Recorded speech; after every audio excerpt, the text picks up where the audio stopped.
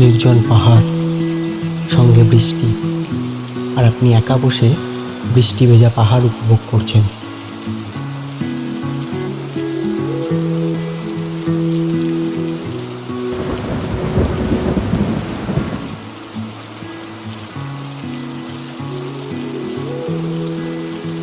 হঠাৎ একপাল মেঘ এসে আপনার শরীর ছুঁয়ে গেল।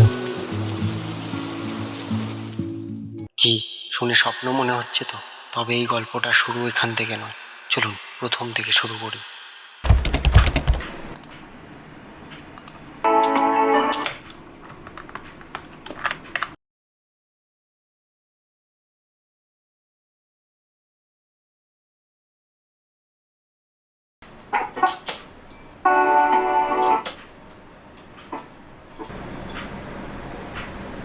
आसमां को छूकर देखा तारों की करनी सवारी चांद पर भी नाचे हम गीत।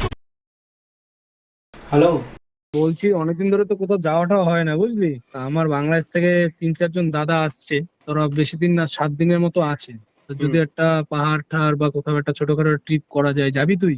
সবাই মিলে তাহলে যেতাম। হ্যাঁ, যাওয়াই যায়। রোজকার কর্মজীবন থেকে একটু বিরতি নিতে বেরিয়ে পড়লাম পাহাড়ের উদ্দেশ্যে। রাতে ঘুম হয়নি, কারণ ওই রাতগুলোর এক্সাইটমেন্ট আলাদাই থাকে, যে রাতটা পেরোলেই পাহাড় দেখতে পাবো। তাই জানালার দিকে অপেক্ষা করে থাকতে থাকতে পৌঁছে গেলাম বৃষ্টি ভেজা শিলিগুড়ি শহরে।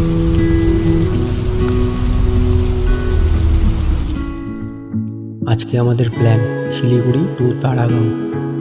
বৃষ্টি ভেজা শিলিগুড়ি থেকে ইট পাথরের জঙ্গল পার করে বেরিয়ে পড়লাম সবুজে ঘেরা গাছপালার জঙ্গলের উদ্দেশ্যে।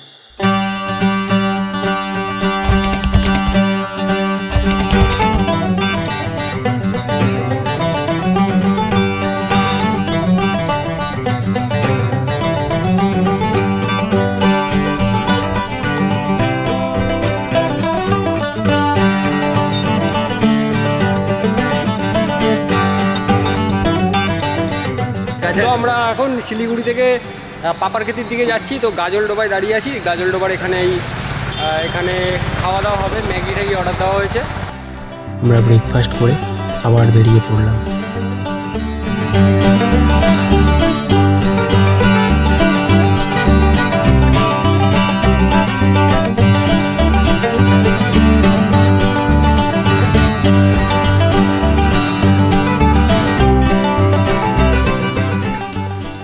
চা বাগানগুলো দেখে মনে হচ্ছে যেন প্রকৃতি সবুজের চাদর দিয়ে বিছানা করে রেখেছে।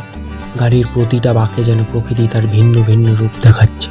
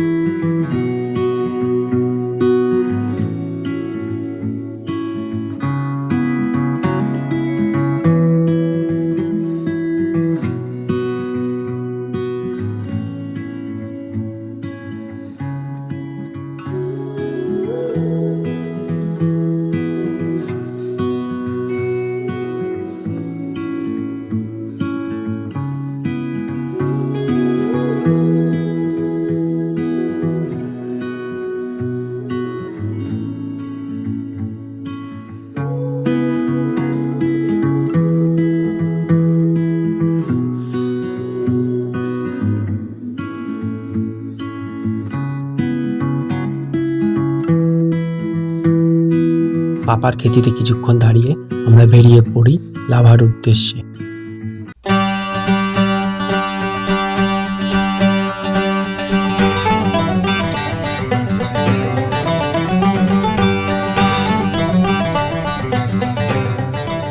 আরো কিছুটা পথ এগোতেই মেঘ ছুঁয়ে গেল গোটা শরীর।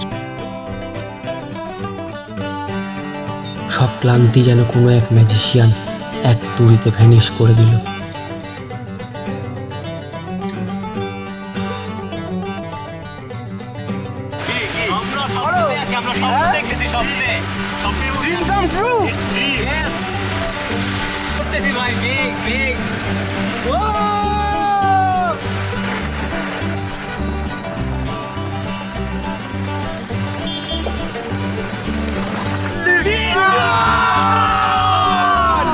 তবে প্রকৃতির এই রূপ দেখে আমরা আবার দাঁড়াতে বাধ্য হই।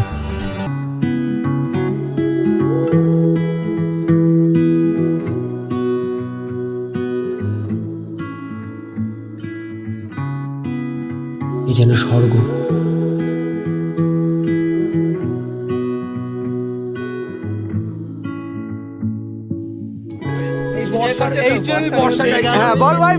এই জন্যই বর্ষা চাইছিলাম, এই একটা কারণ, এটা জীবনে পাইনি, অনেক জায়গায় গেছি, এটা পাই।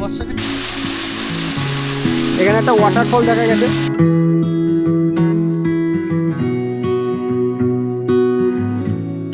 বর্ষার পাহাড় আমাদের বাকরুদ্ধ করে তুলেছে।